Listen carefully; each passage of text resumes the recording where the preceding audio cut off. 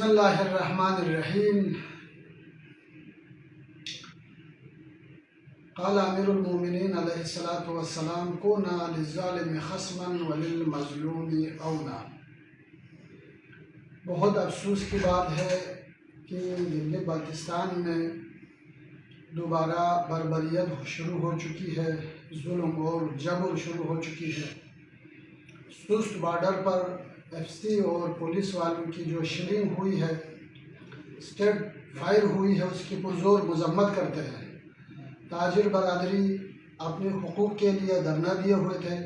تاجر برادری اپنے لیے اور اس ملک و ملت کے حقوق کے لیے جدوجہد کر رہے تھے، اور اس پرامن جدوجہد پر ظلم و جبر کرنا، فائر کرنا، شلنگ کرنا، یہ کہاں کا انصاف ہے؟ یہ جی بی حکومت کی نااہلی ہے۔ جی بی میں کوئی حکومت نہیں ہے۔ جی بی میں فسادیت ہے، ظلم ہے، جبر ہے۔ جی بی میں 2 نمبر حکومت ہے۔ جی بی میں نااہل حکومت ہے۔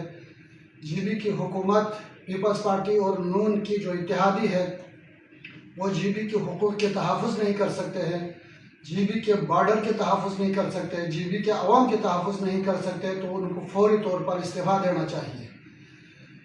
پورے گلگت بلتستان کے عوام پرامن ہے، پرامن رہیں گے اور پرامن طریقے سے اپنے جدوجہد کو جاری رکھیں گے۔ تمہارے ظلم اور بربریت کا جواب دینا ہم جانتے ہیں۔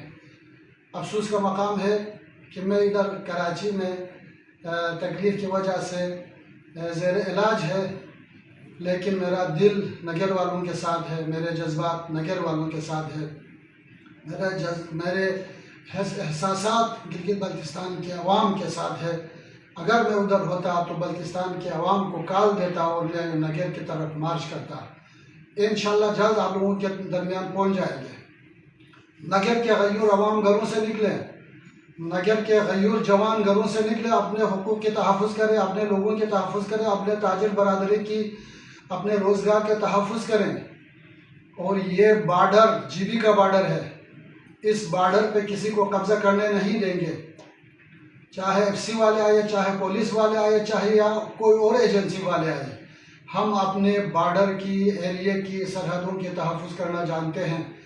اگر پرامن طریقے سے اس مسئلے کو حل نہیں کیا تو انشاءاللہ نگر والے آپ لوگ ڈٹے رہو، آپ لوگ نکلو گھروں سے اپنے حقوق کے تحفظ کے لیے۔ اگر ضرورت پڑے تو میں بھی آ جاؤں گا اور بلتستان کے عوام کو کال دوں گا اور گلگت نگر کی طرف مارچ کریں گے انشاءاللہ۔ انشاءاللہ جی بی کے عوام متحد رہیں، چلاس سے لے کر دیامر سے لے کر استور سے پورے بلتستان اور گلگت کے عوام، غزر کے عوام متحد ہیں، متحد رہیں گے، اپنے حقوق کی حفاظت کے لیے آخری حدود تک جانے کے لیے تیار رہیں گے انشاءاللہ۔